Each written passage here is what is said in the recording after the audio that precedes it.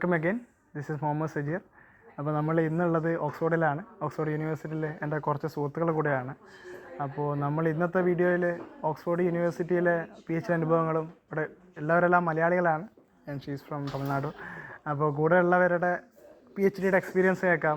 Application എങ്ങനെയായിരുന്നു, അവരുടെ work എന്താണ്, ഓക്സ്ഫോർഡ് ലൈഫ് എങ്ങനെയാണ്, ഇന്ത്യയിൽ നിന്നുള്ള PhD ചെയ്യുന്നത് ഡിഫറെൻ്റ് ആയിട്ട് എങ്ങനെയാണ്, എന്താണ് ഓക്സ്ഫോർഡിലെ ഡിഫറൻസ് എന്നൊക്കെ കേൾക്കാം. അപ്പം വെൽക്കം അഗെയിൻ. അപ്പോൾ നമുക്ക് എല്ലാവരെയും ഇൻട്രൊഡ്യൂസ് ചെയ്തുകൊണ്ട് സ്റ്റാർട്ട് ചെയ്യാം. I will just pass the mic. Maybe you guys can start introducing yourself. Maybe where are you from or whichever information you are okay to share. And yeah, maybe starts from you. So myself Mridula. I am from Chennai, Tamil Nadu, and I am doing my DPhil in biology program here at Oxford. This is my first year. I'm just starting it up, so let's see how it goes. Hi, നമസ്കാരം. എൻ്റെ പേര് അയ്യപ്പദാസ്. ഞാൻ തൃശ്ശൂരിൽ നിന്നാണ്. ഞാനിവിടെ DPhil, അതായത് ഇവിടുത്തെ PhD നമ്മൾ DPhil എന്നാണ് പറയാറ്. അപ്പോൾ DPhil ഫസ്റ്റ് ഇയർ സ്റ്റുഡൻ്റാണ്. എൻ്റെ DPhil ജോഗ്രഫിയിലാണ്. ഹലോ, എൻ്റെ പേര് കാർത്തിക്കാണ്. ഞാനിപ്പോൾ തൃശ്ശൂരിൽ നിന്നാണ് വന്നത്. ഇവിടെ ഞാൻ PhD എർത്ത് സയൻസ് അല്ലെങ്കിൽ ജിയോളജി അതിലാണ് ചെയ്യാൻ പോണത്. ഇപ്പോൾ എൻ്റെ തേർഡ് ഇയറാണ് ഇപ്പോൾ നടന്നുകൊണ്ടിരിക്കുന്നത്.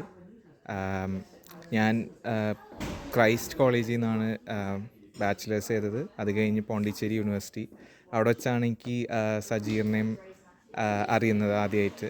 I think I'm the senior most PhD here. I'm planning to wind up by next year, hopefully. But yeah, so നമുക്ക് ഓരോരുത്തർ റിസർച്ചും തുടങ്ങാം. എൻ്റെ കേസിലാണെങ്കിൽ ഞാൻ ബയോ മെഡിക്കൽ എഞ്ചിനീയറിംഗ് ഡൊമൈനിലാണ് വർക്ക് ചെയ്യുന്നത്. ഫിസിക്സ് ബാക്ക്ഗ്രൗണ്ട് ആയിരുന്നെങ്കിലും അപ്പം മാഞ്ചസ്റ്ററിലാണ്, IISc മാഞ്ചസ്റ്റർ ജോയിൻറ്റ് PhD പ്രോഗ്രാമിൻ്റെ കീഴിലാണ്.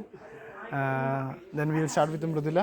What you are working on, and maybe if you have some why you decided to work on this topic, or it was just random, or It was basically a random topic, but not very random because I like immunology, because you can relate it with a real life scenario, but where cells are human beings, for example, and they go for a war, they are also looking at in cells, like how they do and what they are doing, but with the help of the computational techniques and wet lab techniques. So we'll be working on avian samples, which are basically like chickens or something else, in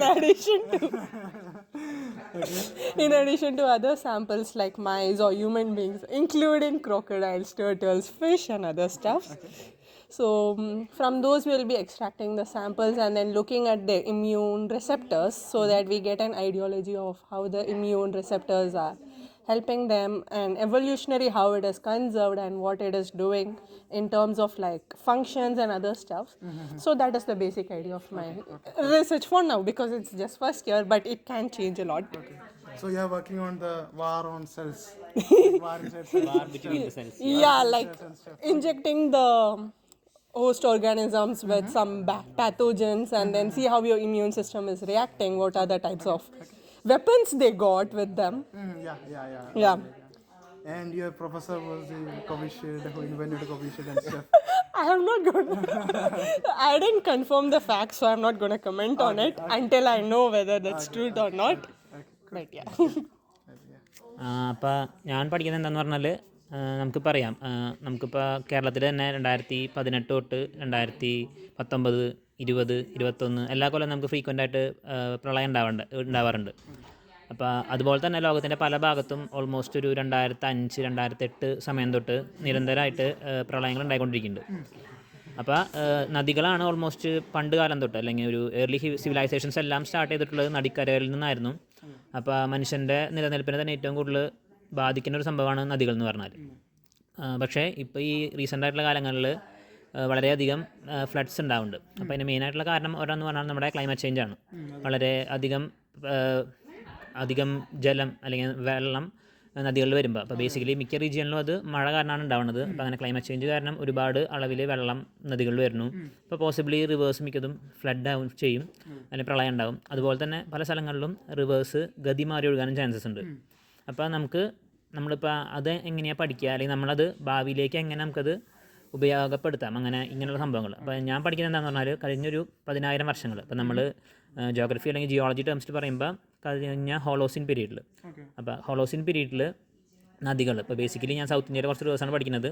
അപ്പോൾ അവിടുത്തെ reverse എങ്ങനെയാണ് ഈ പറഞ്ഞ climate ചേഞ്ചിനോടും അതുപോലെ തന്നെ see level റൈസും, അതും നമുക്ക് കോമൺ ആയിട്ട് സംഭവിക്കുന്ന കാര്യമാണ്. അപ്പോൾ ഇതിനോടും എങ്ങനെയായിരിക്കും നദികൾ റെസ്പോണ്ട് ചെയ്തിട്ടുണ്ടാവും എന്നുള്ള കാര്യമാണ് പഠിച്ചുകൊണ്ടിരിക്കുന്നത്.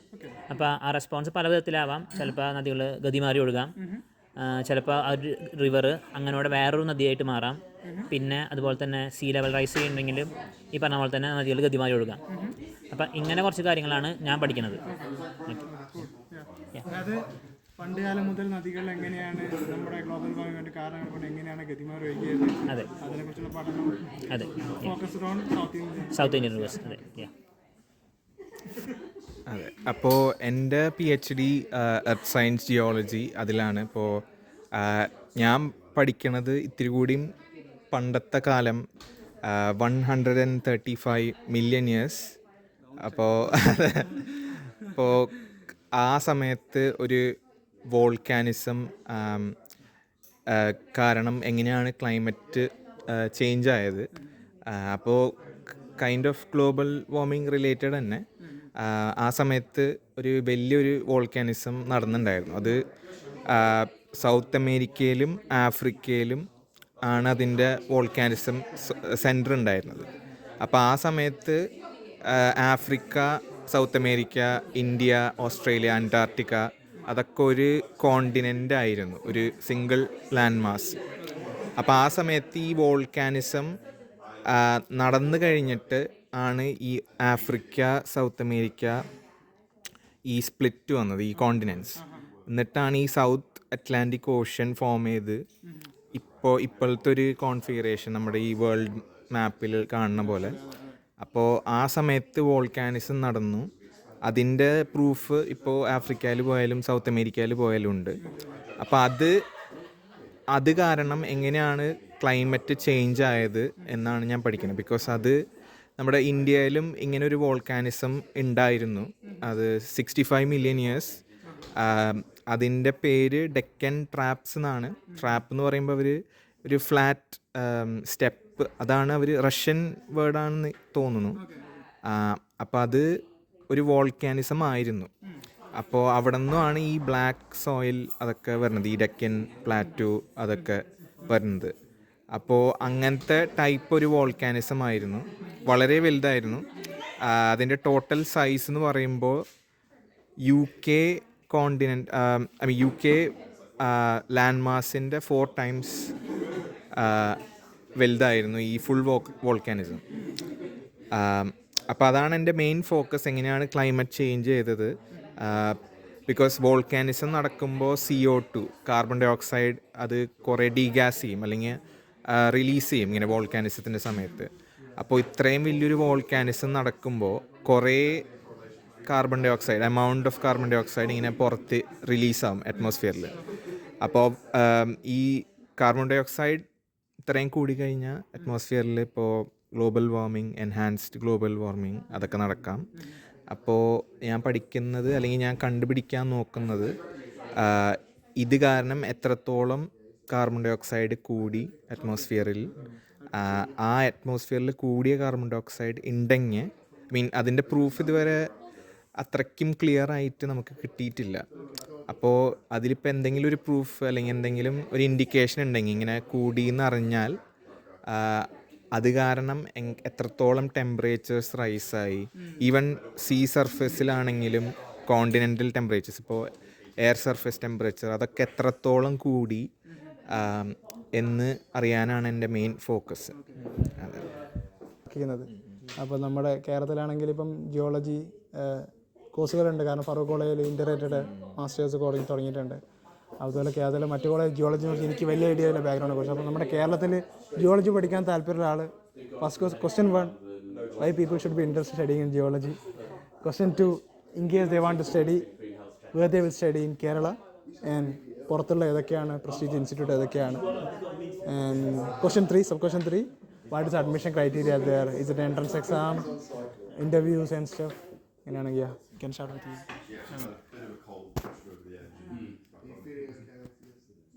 ഓക്കെ, അപ്പം ഞാൻ ക്രൈസ്റ്റ് കോളേജിലാണ് പഠിച്ചത്. എൻ്റെ അണ്ടർ ഗ്രാജുവേറ്റും പോസ്റ്റ് ഗ്രാജുവേറ്റും ക്രൈസ്റ്റിൽ തന്നെയായിരുന്നു. കാർത്തിക് എൻ്റെ ജൂനിയർ ആയിരുന്നു ക്രൈസ്റ്റിൽ.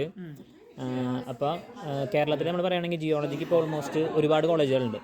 അപ്പോൾ ഇൻ്റഗ്രേറ്റഡ് കോഴ്സസ് ഉള്ളത് ക്രൈസ്റ്റിലുണ്ട്, ഇൻ്റഗ്രേറ്റഡ് ജിയോളജി ഉണ്ട്, അതുപോലെ ഫറൂഖ് കോളേജിൽ ഇൻ്റഗ്രേറ്റഡ് ജിയോളജി ഉണ്ട്, 5 ഇയർ കോഴ്സ് ഉണ്ട്. ഇപ്പോൾ പുതിയ NEP പ്രകാരം ഓൾമോസ്റ്റ് കേരളത്തിലെ എല്ലാ കോളേജസിലും ഇപ്പോൾ ഡിഗ്രി കോഴ്സസൊക്കെ 4 ഇയർ ആക്കിയിട്ടുണ്ടാവും. അപ്പോൾ അങ്ങനെ നോക്കുകയാണെങ്കിൽ നമുക്ക് ഗവൺമെൻറ് കോളേജസ് ആയിട്ട് ഗവൺമെൻറ് കോളേജ് കാസർഗോഡ് ഉണ്ട്, പിന്നെ ഗവൺമെൻറ് കോളേജ് നാട്ടകം, അതുപോലെ യൂണിവേഴ്സിറ്റി കോളേജ് തിരുവനന്തപുരം. അപ്പോൾ അവിടെ 3 സ്ഥലത്താണ് നമുക്ക് ഗവൺമെൻറ്റിൻ്റെ കീഴിലുള്ള എയ്ഡഡ് കോഴ്സസ് ഉള്ളത്.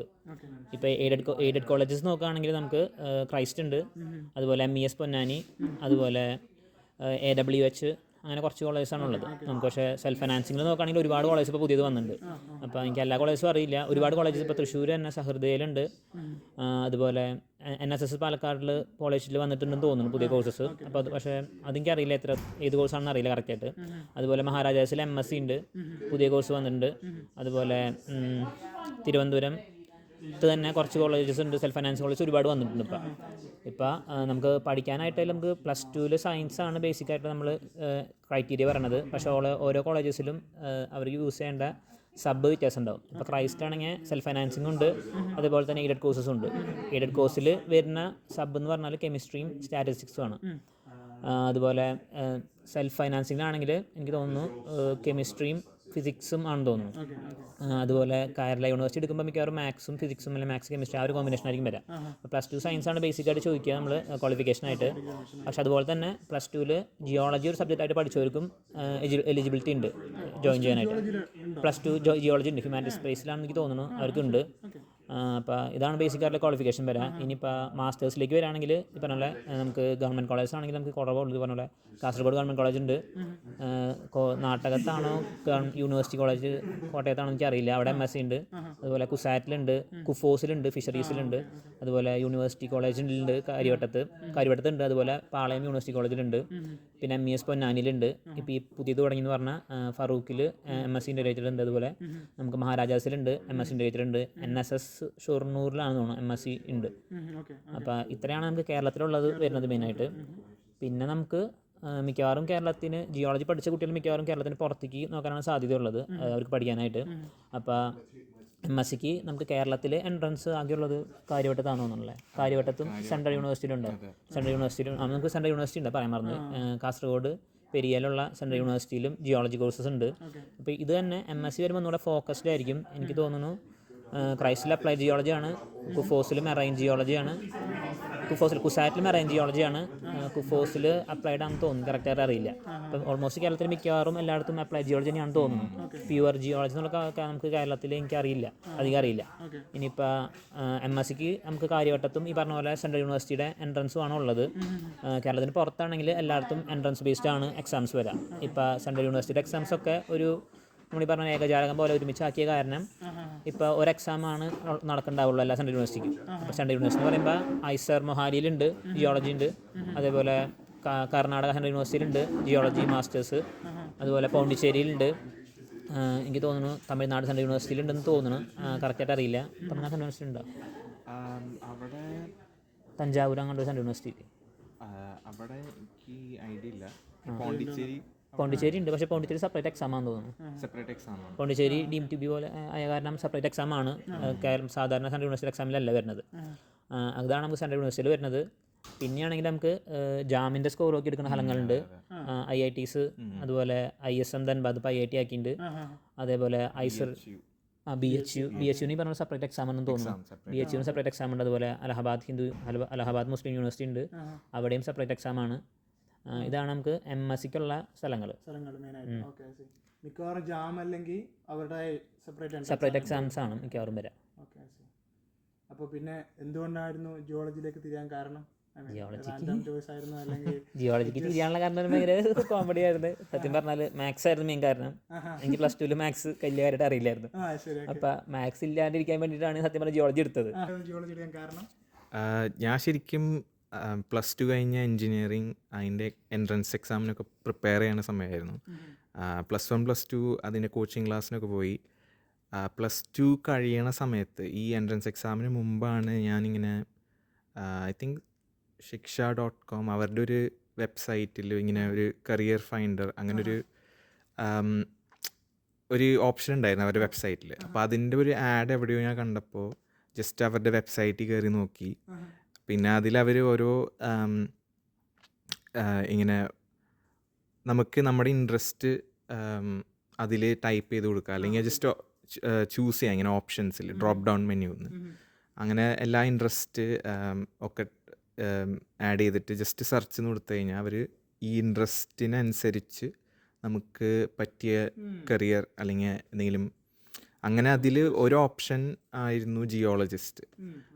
അപ്പോൾ ആ സമയത്ത് എനിക്ക് അത് ഞാൻ ഒന്ന് വായിച്ചു നോക്കിയപ്പോൾ അതിലിങ്ങനെ ഈ പേലിയൻറ്റോളജി, ഫോസിലിൻ്റെ സ്റ്റഡി, അപ്പോൾ അതൊക്കെ നോക്കിയപ്പോൾ എനിക്ക് അതൊരു നല്ലൊരു ഓപ്ഷനായിട്ട് തോന്നി. ബിക്കോസ് എനിക്ക് എക്സൈറ്റിംഗ് ആണ്. പിന്നെ അത്രയ്ക്കും എനിക്കും പറഞ്ഞ പോലെ ഈ മാത്സിലായിരുന്നു എനിക്ക് ഇത്തിരി മാർക്ക് കുറവും അതിനൊക്കെ. അപ്പം അത് എനിക്ക് ഇത് ജിയോളജി അതിലിത്തിരി ഫിസിക്സ് മാത്സ് അതൊക്കെ കുറവായിരുന്നു ഞാൻ വിചാരിച്ചത്. ഇപ്പോൾ ജിയോളജി എർത്ത് സയൻസായി മാറി. അത് basically geology plus physics, chemistry, biology അതൊരു മിക്സാണ്. അപ്പോൾ അത് ബേസിക്കലി പറഞ്ഞാൽ എല്ലാം പഠിക്കണം. ജിയോളജി പഠിച്ചാൽ ഈ പറഞ്ഞ ഫോസിൽസ് പഠിക്കും, ബയോളജി പഠിക്കണം. പിന്നെ ജിയോ ഫിസിക്സ് എന്നുള്ളൊരു സംഭവം വേറെ ഉണ്ട്, അതിൽ ഫിസിക്സ് പഠിക്കണം. ജിയോ കെമിസ്ട്രി ഉണ്ട്, ജിയോ സ്റ്റാറ്റിക്സ് ഉണ്ട്, ജിയോ ഇൻഫോർമാറ്റിക്സ് ഉണ്ട്, അപ്പോൾ ഡാറ്റാ സയൻസ് പഠിക്കണം. അപ്പോൾ ജിയോളജി എന്ന് പറയുമ്പോൾ ഈ പറഞ്ഞ സംഭവങ്ങളൊക്കെ നമ്മൾ പഠിക്കണം. മാത്സിൽ അത് വെച്ച് വന്ന് കയറിയിട്ട് ഇപ്പോൾ ഓൾമോസ്റ്റ് എല്ലാം പഠിക്കുന്ന സംഭവത്തിലാണ് ജിയോളജിയിലുള്ളത്. പക്ഷേ എല്ലാത്തിൻ്റെയും കുറച്ച് പഠിക്കാനുണ്ട്, പക്ഷെ എല്ലാം പഠിക്കണം നമ്മൾ സത്യം പറഞ്ഞാൽ. What about you? What was the reason to choose biology and then pursue cabinet, or is it you're also scared towards maths? No. The thing is, basically, I joined Chettinad Dental College for BDS. Okay. But in the background, I also wrote entrance exam, which is aptitude test for entering ISER. Yeah, okay. And I didn't prepare and write it.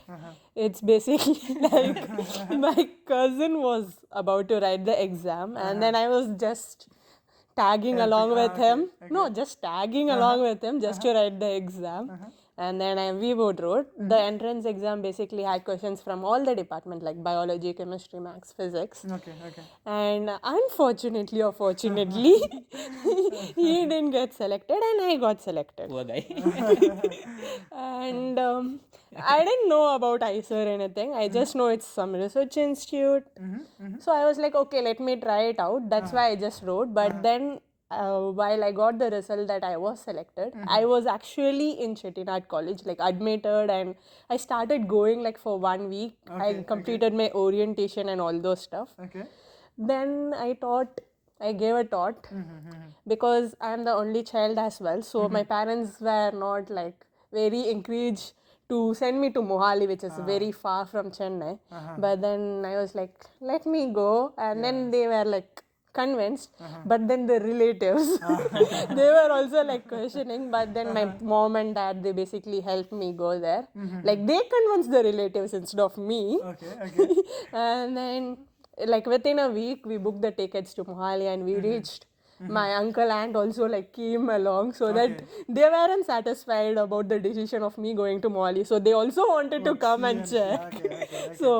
And then I got settled and as per the curriculum in ISER Mohali, it's basically initial 2 years in the beginning. Now it has changed a bit, but back then it was you have to do all the 4 courses along with maths, biology, chemistry, physics, along with some HSS. And some interdisciplinary course learning Python or something. So this is all part of the curriculum for the first 4 semesters. So initially I was in the plan that I will take maths majors because I generally like maths. Different from both of you. Okay. Yeah, but because it's a research institute, it was not applied maths, it was way abstract maths, which I couldn't get it. Then I was like, okay, let me go for my second option, which is biology. And that's how I landed up in biology major. But still I like statistics, not this guy. I like statistics. So I took data science minor.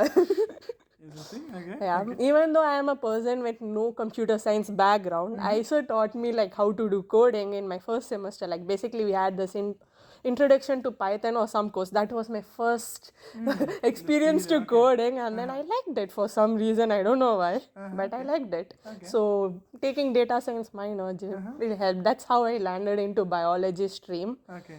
Even though not max, but my PhD is basically like involving computation part and then some mathematical modeling and everything, because I need to like estimate the size of immune repertoire and all those stuff. So again, there is max component there, which I like.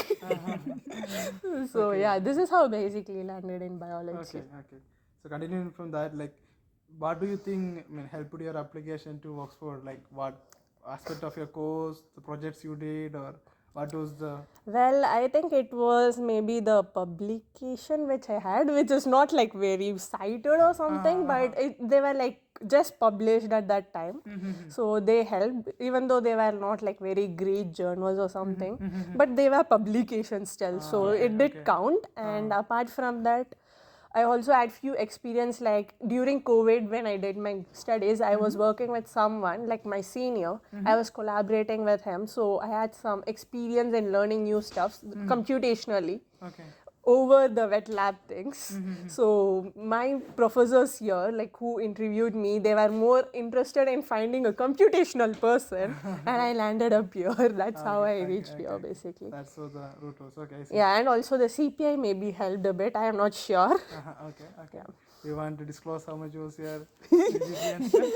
If you don't want, it's fine. It's okay. Okay, fine. Okay, then moving to you. What do you, I mean, എന്തായിരുന്നു ഇവിടെ സത്യം പറഞ്ഞാൽ എനിക്കറിയില്ല. ഇപ്പം CGPയുടെ കാര്യം പറഞ്ഞാൽ എനിക്ക് ഡിഗ്രിക്കും PGക്കും 68% mark ഉണ്ടായിരുന്നുള്ളൂ. അത്രയും ഉണ്ടായിരുന്നുള്ളൂ സത്യം പറഞ്ഞാൽ.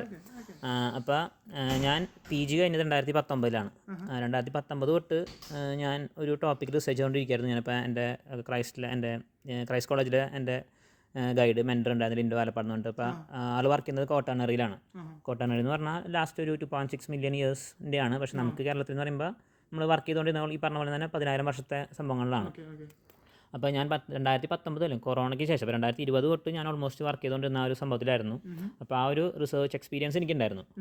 ആപ്ലിക്കേഷനിൽ നമുക്കപ്പോൾ റിസർച്ച് എക്സ്പീരിയൻസ് ഉണ്ടായിരുന്നു. അപ്പോൾ അതിൻ്റെ ഭാഗമായിട്ട് ഒരുപാട് ആൾക്കാരായിട്ട് കൊളാബറേറ്റ് ചെയ്ത് വർക്ക് ചെയ്യാൻ പറ്റിയിട്ടുണ്ടായിരുന്നു. അപ്പോൾ അതിൽ ഒന്നാമത്തെ എന്ന് പറയുമ്പോൾ ഫിസിക്കൽ റിസർച്ച് ലബോറട്ടറി അഹമ്മദാബാദ്, അവിടുത്തെ ഒരു സാറ് അവിടെ അറ്റോമിക് സയൻസസ് ഡിവിഷനിലെ നവീൻ ചൗഹാൻ ആളായിട്ട് കൊളാബറേറ്റ് ചെയ്ത് വർക്ക് ചെയ്യാൻ പറ്റിയിട്ടുണ്ടായിരുന്നു. അതേപോലെ ലിൻഡോ സാറിൻ്റെ ഗൈഡ് ലിൻഡോ സാറ് ക്രൈസ്റ്റിലാണ് ഡിഗ്രി കഴിഞ്ഞത്, പക്ഷേ PG അണ്ണ യൂണിവേഴ്സിറ്റിയിലും പിന്നെ PhD ജർമ്മനിലാണ് ചെയ്തത്. അപ്പോൾ ലിൻഡോ സാറിൻ്റെ ഗൈഡ് ഉണ്ടായിരുന്നു, മാൻഫ്രഡ് ഫ്രഷ് എന്ന് പറഞ്ഞിട്ട്. ആളുടെ ഒപ്പം അതുപോലെ തന്നെ കൊളാബറേറ്റ് ചെയ്ത് വർക്ക് ചെയ്യാൻ പറ്റിയിട്ടുണ്ടായിരുന്നു. അപ്പോൾ അങ്ങനെ ഒരുപാട് പേരുടെ ഒപ്പം എനിക്കിങ്ങനെ കൊളാബറേറ്റ് ചെയ്ത് വർക്ക് ചെയ്യാൻ പറ്റിയിട്ടുണ്ടായിരുന്നു. അപ്പോൾ പിന്നെ ഒരു ഉപകാരം എന്ന് പറഞ്ഞാൽ ഞാൻ ഈ 4 കൊല്ലം ഇങ്ങനെ വർക്ക് ചെയ്ത കാരണം എനിക്ക് എൻ്റെ റിസർച്ച് പ്രപ്പോസൽ മുമ്പേ ഉണ്ടാക്കാൻ പറ്റിയിട്ടുണ്ടായിരുന്നു. അപ്പോൾ ഞാൻ 2022 കൂടി തന്നെ എൻ്റെ ഒരു പ്രപ്പോസൽ ഓൾമോസ്റ്റ് ശരിയായിട്ടുണ്ടായിരുന്നു. അപ്പോൾ ഞാൻ 2020 തൊട്ട് തന്നെ എല്ലാ കോളേജ് ഓൾമോസ്റ്റ് ഞാൻ മെയിനായിട്ട് UK യിലാണ് ഫോക്കസ് ചെയ്തുകൊണ്ടിരുന്നത്. എന്നാലും ഓൾമോസ്റ്റ് മിക്ക യൂറോപ്യൻ കൺട്രീസിലും ഞാൻ അപ്ലൈ ചെയ്തിട്ടുണ്ടായിരുന്നു. അപ്പോൾ എൻ്റെ ഒരു പ്രശ്നം എന്ന് പറഞ്ഞാൽ ഞാൻ വളരെ സ്പെസിഫിക് ആയിട്ട് മാത്രമേ അപ്ലൈ ചെയ്തിട്ടുണ്ടായിരുന്നുള്ളൂ. അതായത് എൻ്റെ ഈ ഒരു ടോപ്പിക്ക്, അതായത് റിവേഴ്സിനെ പറ്റിയുള്ള ടോപ്പിക്ക്, അത് തന്നെ കോട്ടാനറിയിൽ തന്നെ റിവേഴ്സ് വേണമെന്നൊരു ടോപ്പിക്ക് എനിക്ക് നിർബന്ധം ഉണ്ടായിരുന്നു. അപ്പോൾ അങ്ങനെയുള്ള കുറച്ച് സ്ഥലങ്ങൾക്ക് മാത്രമേ ഞാൻ അപ്ലൈ ചെയ്തിട്ടുണ്ടായിരുന്നുള്ളൂ. അപ്പോൾ നെതർലാൻഡ്സിൽ കുറച്ച് യൂണിവേഴ്സിറ്റീസ് ഉണ്ടായിരുന്നു, അതുപോലെ UK യിലെ കുറച്ച് യൂണിവേഴ്സിറ്റീസ് ഉണ്ടായിരുന്നു. അപ്പോൾ അങ്ങനെ കുറച്ചധികം സ്ഥലങ്ങളിലേക്കാണ് ഞാൻ അപ്ലൈ ചെയ്തിട്ടുള്ളത്. അപ്പോൾ എനിക്ക് തോന്നുന്നു ആപ്ലിക്കേഷനിൽ എനിക്ക് യൂസ്ഫുൾ ആയത് ഈ പറഞ്ഞ റിസർച്ച് എക്സ്പീരിയൻസ് ആയിരുന്നു. അതുപോലെ തന്നെ എനിക്കൊരു ഒരു പ്രപ്പോസൽ ഉണ്ടായിരുന്നു, എന്താ ചെയ്യേണ്ടതെന്നുള്ളൊരു ഐഡിയ എനിക്ക് ഓൾമോസ്റ്റ് ഉണ്ടായിരുന്നു. അപ്പോൾ എനിക്ക് തോന്നുന്നത് അതായിരിക്കും ഞങ്ങളെ ഹെൽപ്പ് ചെയ്യാൻ ചാൻസ് ഉണ്ടാവുക. പിന്നെയെന്ന് പറഞ്ഞാൽ എനിക്ക് തോന്നുന്നത് മാർക്ക് ജസ്റ്റ് അവർക്ക് നമുക്കിപ്പോൾ ഓൾമോസ്റ്റ് എല്ലാ UK യൂണിവേഴ്സിറ്റിയിലായാലും എനിക്ക് തോന്നുന്നു 55 അബവ് മാർക്ക് ഉണ്ടായാൽ തന്നെ നമുക്ക് അപ്ലൈ ചെയ്യാൻ പറ്റും, അത് മതി. അപ്പോൾ നമുക്ക് എല്ലാവർക്കും ഉള്ളൊരു തെറ്റിദ്ധാരണയാണ് നമുക്ക് മാർക്ക് മാത്രം നോക്കിയിട്ടാണ്. ഇതൊന്നും മാർക്ക് മാത്രം നോക്കി എടുക്കുന്ന ഇൻസ്റ്റിറ്റ്യൂട്ട്സ് ഉണ്ട്. എനിക്ക് തോന്നുന്നു ഓക്സ്ഫോർഡിൽ തന്നെ ചില ഇപ്പോൾ ബിസിനസ് സ്കൂൾസൊക്കെ എനിക്ക് തോന്നുന്നു CGPA ബേസ് ചെയ്തിട്ടായിരിക്കും കുട്ടികൾ എടുക്കുന്നുണ്ടാവുക അപ്ലൈ ചെയ്യുമ്പോൾ. അതുപോലെ തന്നെ മാസ്റ്റേഴ്സ് കോഴ്സസിനും എനിക്ക് തോന്നുന്നു മാർക്ക് ഒരു വലിയ ഘടകമായിരിക്കും. പക്ഷേ എനിക്ക് റിസർച്ചിക്ക് വരുമ്പോൾ അവർ മെയിനായിട്ട് നോക്കുന്നത് നമ്മുടെ റിസർച്ച് എത്രത്തോളം നമുക്കറിയാം, നമുക്കത് എത്രത്തോളം എക്സ്പ്രസ് ചെയ്യാൻ പറ്റുന്നുണ്ട്, അതേപോലെ തന്നെ നമ്മുടെ ഫ്യൂച്ചറിൽ നമുക്ക് എന്തൊക്കെയാണ് ആ പ്രപ്പോസൽ വഴി നമുക്ക് ചെയ്യാൻ പറ്റുക എന്നുള്ള കാര്യങ്ങളാണ് നോക്കുക. പിന്നെ ഇതിൻ്റെ കൂടെ എന്ന് പറഞ്ഞാൽ എനിക്കൊരു ഇൻ്റർനാഷണൽ പ്രസൻറ്റേഷൻ ഉണ്ടായിരുന്നു. അപ്പോൾ ഞാൻ ഈ ലിൻഡോസാറിൻ്റെ വർക്ക് ചെയ്യാൻ ഇടയ്ക്ക് 2023 ഇറ്റലിയിൽ വെച്ച് നടന്ന ഇൻക്വ എന്നുള്ളൊരു കോൺഫറൻസ് ഉണ്ടായിരുന്നു. അപ്പോൾ ഈ പറഞ്ഞ കോട്ടണറി എന്ന് പറഞ്ഞ ഒരു വിഷയത്തിൽ നമുക്ക് ഗ്ലോബലി നടക്കുന്ന ഏറ്റവും വലിയ കോൺഫറൻസ് ആണത്. അപ്പോൾ അതിൽ ഞാൻ പ്രസൻറ്റ് ചെയ്തിട്ടുണ്ടായിരുന്നു എൻ്റെ വർക്ക്. അപ്പോൾ അത് ഇറ്റലിയിലായിരുന്നു. പിന്നെ നമുക്ക് അടുത്ത ഇൻകോ നടക്കാൻ വേണ്ടി ഇന്ത്യയിലാണ്. 2027 അടുത്ത ഇൻകോ നടക്കുക, അത് ഇന്ത്യയിലായിരിക്കും. അപ്പോൾ അപ്പോഴേക്കും എൻ്റെ വർക്ക് കംപ്ലീറ്റ് ചെയ്തെങ്കിൽ ഇൻകോ 2027 പ്രസൻറ്റ് ചെയ്യാൻ വരുന്നതാണ് എൻ്റെ ഒരു പ്രതീക്ഷ. അപ്പോൾ അങ്ങനെ ഒരു പ്രസൻറ്റേഷൻ നമുക്ക് ഉണ്ടെങ്കിൽ അത് നമുക്ക് ഒന്നും കൂടെ യൂസ്ഫുൾ ആയിരിക്കും. പിന്നെ ഒരു ഇമ്പോർട്ടൻറ്റ് ഫാക്ടർ എനിക്ക് ഉണ്ടായെന്ന് പറഞ്ഞാൽ കണക്ഷൻസ് ആയിരുന്നു. അപ്പോൾ ഞാൻ ഇൻക്വയ്ക്ക് പോയപ്പോൾ അവിടെ കണ്ട കുറച്ച് ആൾക്കാർ. അപ്പോൾ ഇവിടെ ഞാൻ എൻ്റെ ഇപ്പോഴത്തെ സൂപ്പർവൈസർ ഡോക്ടർ ഡേവിഡ് തോമസും പിന്നെ ജൂലി ഡർക്കനാണ് എൻ്റെ കോപ്പ് സൂപ്പർവൈസർ. അപ്പോൾ ഇവരുടെ സ്റ്റുഡൻസിനെ ഞാൻ അവിടെ പരിചയപ്പെട്ടിട്ടുണ്ടായിരുന്നു. അപ്പോൾ അങ്ങനെ നമ്മൾക്കിപ്പോൾ ഇവരുടെ റിസർച്ച് ഇൻട്രസ്റ്റ് എന്താണ്, ഇവരെന്തിലേക്കാണ്, കാരണം ഈ ഒരു ഇന്ത്യയിലധികം വർക്ക് ചെയ്തിട്ടുണ്ട്. അപ്പോൾ ആ ഒരു രീതിയിൽ അങ്ങനെ കണക്ഷൻസ് ഉണ്ടായിരുന്നു. അപ്പോൾ അവരും കുറച്ച് ഹെൽപ്പ് ചെയ്തിട്ടുണ്ടായിരുന്നു നമ്മുടെ എങ്ങനെ പ്രപ്പോസൽ, നമ്മളെ ഡിസ്കഷൻസിൽ നമുക്ക് ഏതൊരു രീതിയിൽ നമ്മുടെ പ്രപ്പോസൽസ് മാറ്റണം എന്നുള്ളത്. അപ്പം നമ്മുടെ റിസർച്ച് എക്സ്പീരിയൻസ് എന്ന് പറയുമ്പോൾ നമുക്ക് മെയിനായിട്ട് അങ്ങനെ സംഭവം, നമുക്ക് റിസർച്ച് ഉണ്ട്, നമുക്ക് എങ്ങനെയൊക്കെ ഏതൊക്കെ രീതിയിൽ ആ റിസർച്ച് നോക്കിക്കാണാൻ പറ്റും, ഏതൊക്കെ രീതിയിൽ നമുക്ക് അതിനെ മാറ്റാൻ പറ്റും, ആ ഒരു ബോധം നമുക്ക് ഉണ്ടായാൽ നമുക്ക് എളുപ്പമായിരിക്കും. അപ്പോൾ ഈ പറഞ്ഞൊരു കോൺഫറൻസ് എനിക്ക് വളരെ ഹെൽപ്ഫുൾ ആയിരുന്നു എനിക്ക് തോന്നുന്നു. എൻ്റെ അപ്പോൾ അത് it was highlighted in my CV. അപ്പോൾ നമുക്കിങ്ങനെ കാര്യങ്ങൾ പറയുമ്പോൾ നമുക്ക് ഇന്ന ആൾക്കാരെ നമുക്ക് അറിയാം, നമ്മൾ ഇത് സംഭവം ചെയ്തിട്ടുണ്ടായിരുന്നു. നമുക്ക് പിന്നെ അവരോട് നമുക്ക് സൂപ്പർവൈസേഴ്സ് ക്വസ്റ്റ്യൻസ് ചോദിക്കുമ്പോൾ നമുക്ക് പറയാൻ കൃത്യമായിട്ടൊരു ഉത്തരം ഉണ്ടായിരുന്നു. അപ്പോൾ ഇങ്ങനെ റിസർച്ച് എക്സ്പീരിയൻസ് ആണെന്ന് തോന്നുന്നു എനിക്ക് മെയിനായിട്ട് അപ്ലിക്കേഷനെ ഹെൽപ്പ് ചെയ്തത്, മാർക്കിനേക്കാളും കൂടുതൽ. അതെ, ബേസിക്കലി റിസർച്ച് എക്സ്പീരിയൻസ്, പിന്നെ കണക്ഷൻസ്, പിന്നെ you know what you want to do. It's a combination of many things basically. അത് പിന്നെ I think it also depends on the departments what they are looking for in a candidate. So sometimes they might need നീ പറഞ്ഞ പോലെ computational biology ആണ് നോക്കി ആ PhDക്ക് നോക്കുന്നതെങ്കിൽ അങ്ങനെ ഒരു കുട്ടീനെ ആയിരിക്കും അവർ എടുക്കുക. ഇപ്പം ജോഗ്രഫിയിലും also the project which the professors are looking for, like if they are interested in doing something which involves computation, and if they feel that you are a good fit, they will take you even though your resume is so good. If the skills what they are looking for is not there in your CV or thing, they won't take you. Okay, a match ആണല്ലേ. ഇപ്പോൾ നമ്മുടെ അതാണ് ഞാൻ പറഞ്ഞത്, നമുക്ക് നമ്മുടെ first നമ്മൾ നോക്കുന്നത് നമ്മുടെ പ്രൊഫസേഴ്സ് എന്താണ് നോക്കുന്നത്, അവരുടെ റിസർച്ച് ഇൻട്രസ്റ്റ് എന്താണ്. ഇപ്പോൾ എൻ്റെ ഫസ്റ്റ് പ്രൊഫസർ ആളുടെ ഡയറക്റ്റ് ഇൻട്രസ്റ്റ് എന്ന് പറഞ്ഞാൽ ഡെസേർട്ട് റിവേഴ്സ് ആണ്. നമ്മുടെ കേരളത്തിൽ അല്ലെങ്കിൽ ഇന്ത്യയിലുള്ള പോലത്തെ റിവേഴ്സ് അല്ല, നമ്മുടെ സൗത്തിലുള്ള പോലത്തെ റിവേഴ്സ് അല്ല. പക്ഷേ ആളുടെ റിസർച്ചിൻ്റെ ഒരു ആസ്പെക്റ്റ് ഞാൻ എൻ്റെ റിസർച്ച് പ്രൊപ്പോസലിൽ ആഡ് ചെയ്തിട്ടുണ്ടായിരുന്നു. അപ്പോൾ നമുക്ക് അങ്ങനെ നമ്മുടെ പ്രൊപ്പോസൽ മോൾഡ് ചെയ്തെടുക്കാൻ പറ്റിയാലും അത് നല്ലൊരു പരിപാടിയായിരിക്കും ചെയ്യാനായിട്ട്. അതെ, അപ്പോൾ എൻ്റെ കേസിൽ ഈ രണ്ട് കാര്യവും എനിക്ക് ഉണ്ടായിരുന്നില്ല. എനിക്ക് പേപ്പേഴ്സ് ഉണ്ടായിരുന്നില്ല, പിന്നെ അതിനു മുമ്പ് ഈ കോൺഫറൻസിനും പോയിട്ടുണ്ടായിരുന്നില്ല.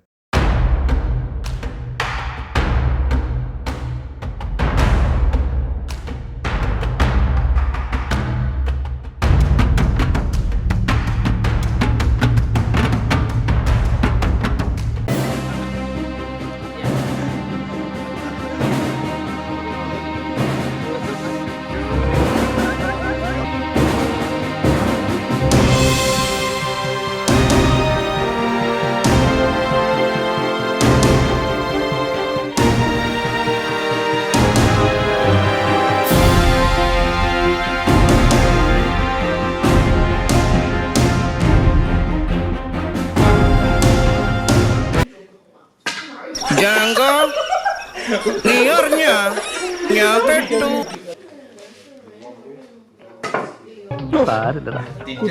നീ എവിടെ പരിപാടി അവതരിപ്പിച്ചാലും ഇത് തന്നെയാണല്ലോ അതിന്റെ